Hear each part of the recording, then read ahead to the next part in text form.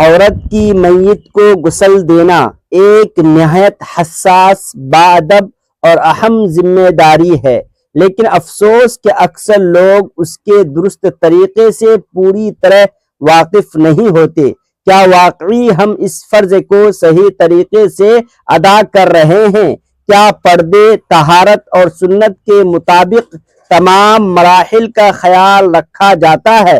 اور وہ کون کون سی ضروری باتیں ہیں جنہیں نظر انداز کرنا بڑی غلطی بن سکتا ہے؟ اگر آپ بھی ان اہم سوالات کے درست اور مکمل جوابات جاننا چاہتے ہیں اور چاہتے ہیں کہ اس عمل کو بالکل صحیح طریقے سے ادا کیا جائے تو اس ویڈیو کو آخر تک ضرور دیکھیں تاکہ آپ ایک نہایت اہم دینی علم حاصل کر سکیں۔ بسم اللہ الرحمن الرحیم۔ السلام علیکم ورحمۃ اللہ وبرکاتہ۔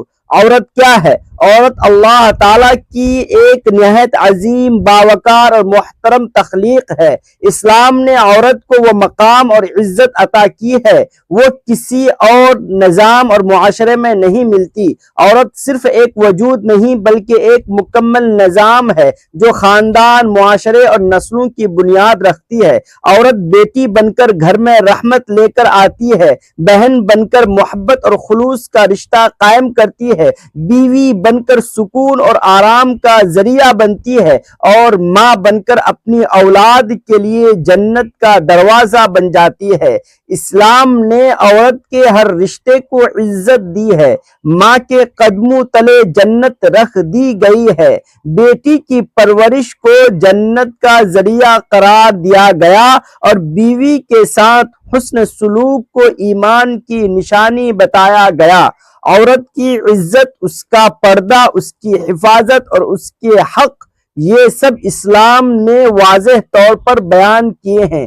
یہی وجہ ہے کہ ایک مسلمان معاشرے میں عورت کو نہایت احترام اور عزت کی نگاہ سے دیکھا جاتا ہے، لیکن اس دنیا کی ایک اٹل حقیقت ہے جس سے کوئی بھی انکار نہیں کر سکتا، اور وہ حقیقت ہے موت۔ موت ایک ایسی سچائی ہے جو ہر انسان کو آنی ہے، چاہے وہ مرد ہو یا عورت، بچہ ہو یا بوڑھا، امیر ہو یا غریب، طاقتور ہو یا کمزور، ہر ایک نے اس دنیا میں سے جانا ہے، کوئی بھی اس سے بچ نہیں سکتا۔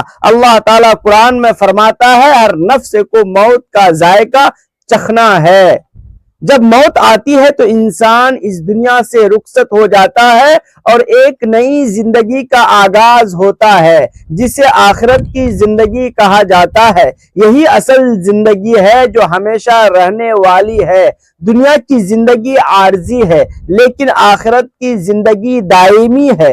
اس لیے اسلام میں موت کے بعد کے مراحل کو بہت ہی زیادہ اہمیت دی گئی ہے۔ میت کے ساتھ کیا سلوک کیا جائے، اسے کیسے دفن کیا جائے اور سب سے پہلے اسے کس طرح غسل دیا جائے، یہ سب وہ امور ہیں جن کا جاننا ہر مسلمان کے لیے ضروری ہے۔ خاص طور پر خواتین کے لیے یہ علم بہت ہی اہم ہے تاکہ وہ اپنی بہنوں، ماؤں اور بیٹیوں کے اس آخری حق کو صحیح طریقے سے ادا کر سکیں۔ اب ہم بات کرتے ہیں کہ اگر کسی عورت کا انتقال ہو جائے تو اسے غسل کیسے دیا جائے، اس کا صحیح اور مکمل طریقہ کیا ہے۔ یہ ایک ایسا عمل ہے جس میں بہت زیادہ احتیاط، پردے اور ادب کا خیال رکھا جاتا ہے۔ ہم آپ کے ساتھ اس کا مکمل اور تفصیلی طریقہ شیئر کریں گے تاکہ آپ اس اہم دینی فریضے کو درست انداز میں انجام دے سکیں۔ لیکن اس سے پہلے ایک اہم بات جاننا ضروری ہے کہ عورت کو غسل کون دے۔ اسلامی تعلیمات کے مطابق عورت کو عورت ہی غسل دے گی۔ بہتر یہ ہے کہ قریبی رشتہ دار خواتین جیسے ماں، بہن، بیٹی یا دیگر محرم خواتین یہ فریضہ انجام دیں۔ اگر شوہر موجود ہو تو وہ اپنی بیوی کو غسل دے سکتا ہے، لیکن غیر محرم مردوں کے لیے یہ جائز نہیں۔ اسی طرح یہ بھی ضروری ہے کہ بہت زیادہ خواتین کا ہجوم نہ کیا جائے، صرف 2 یا 3 بااعتماد اور سمجھدار خواتین کافی ہوتی ہیں۔ زیادہ لوگوں کو جمع ہونے سے پردے اور احترام میں کمی آ سکتی ہے، اس لیے سادگی اور احتیاط کو ترجیح دی جائے۔ اب بات کرتے ہیں عورت کو غسل دینے کے مکمل اور صحیح طریقے کی۔ سب سے پہلے اس جگہ کا انتخاب کیا جائے جہاں مکمل پردے کا انتظام ہو۔ ایسی جگہ ہو جہاں غیر متعلقہ افراد کی آمد و رفت نہ ہو۔ میت کو جس تختے پر یا پٹے پر رکھا جائے اسے اچھی طرح صاف کیا جائے۔ اگر ممکن ہو تو اسے خوشبو یا دھونی دے کر پاکیزہ بنایا جائے تاکہ ماحول صاف اور خوشبودار ہو جائے۔ اس کے بعد میت کو نہایت نرمی اور احترام کے ساتھ اس تختے پر لٹایا جائے۔ یاد رکھیں میت کے ساتھ بھی وہی عزت اور ادب کا برتاؤ کیا جائے جو زندہ انسان کے ساتھ کیا جاتا ہے۔ پھر میت کے کپڑے احتیاط کے ساتھ اتارے جائیں۔ اگر کپڑے آسانی سے نہ اتریں تو قینچی کی مدد سے اسے کاٹ لیا جائے۔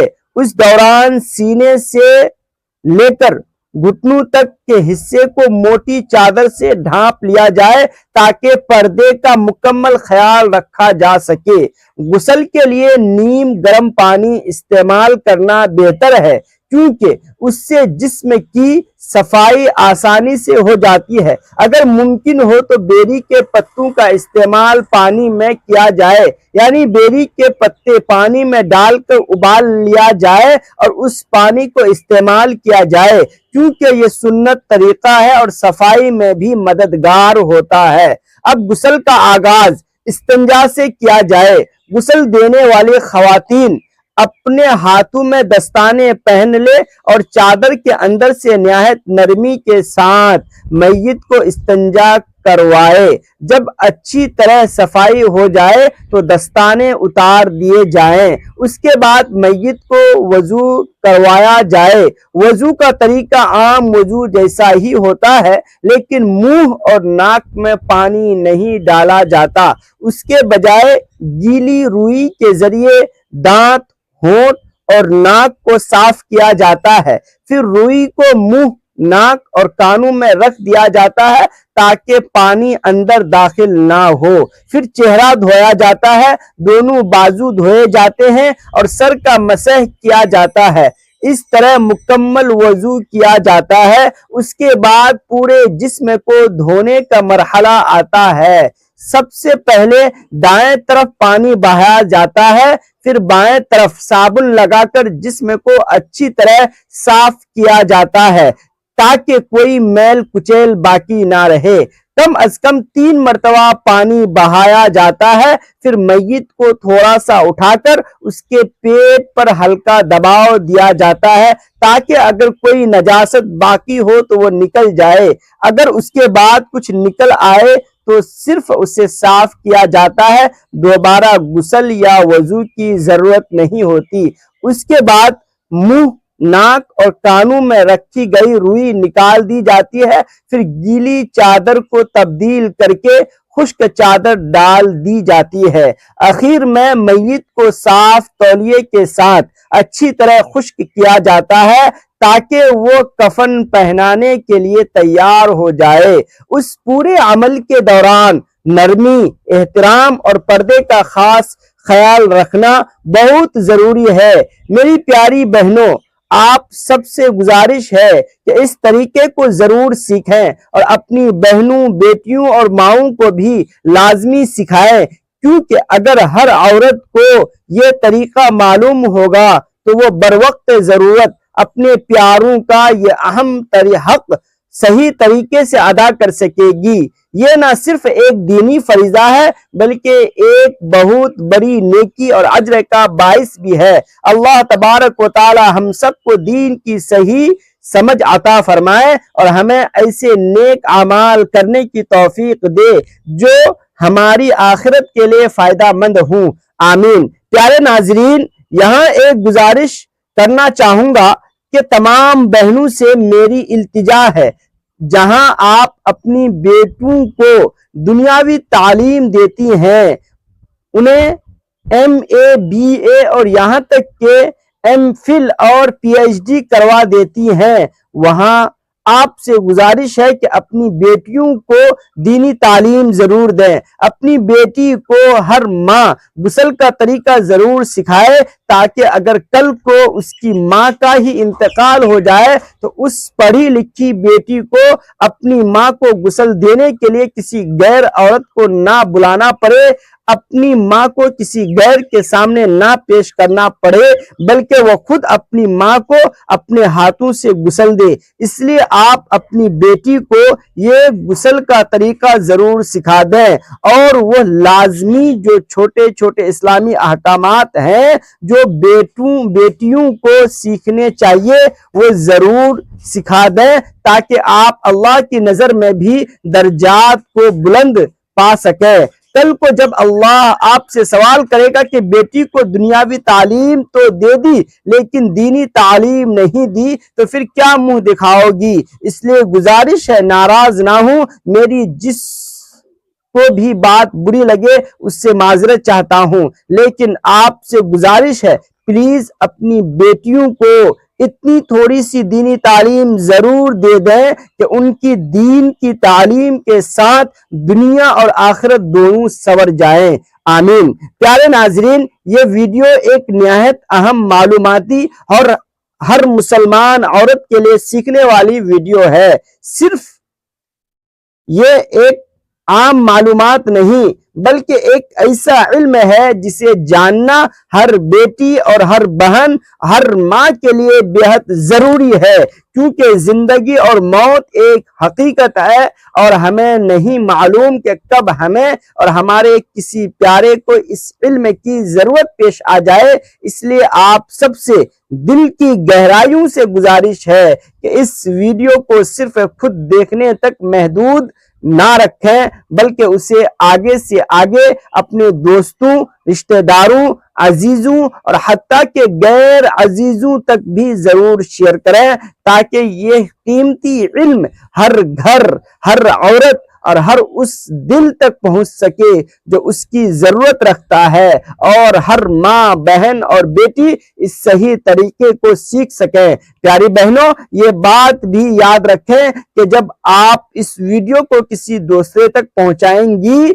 تو دراصل آپ ایک نیکی کو آگے بڑھا رہی ہوں گی، اور اگر آپ کی وجہ سے کوئی ایک شخص بھی اس علم پر عمل کرے گا تو اس کا اجر آپ کو بھی ملے گا۔ یہ ایک ایسا عمل ہے جو صدقہ جاریہ بن سکتا ہے، یعنی ایسا نیکی کا سلسلہ جو آپ کے دنیا سے جانے کے بعد بھی جاری رہتا ہے۔ اس لیے اس نیکی کے کام میں ضرور حصہ لیجئے اور اس پیغام کو زیادہ سے زیادہ لوگوں تک پہنچائیے۔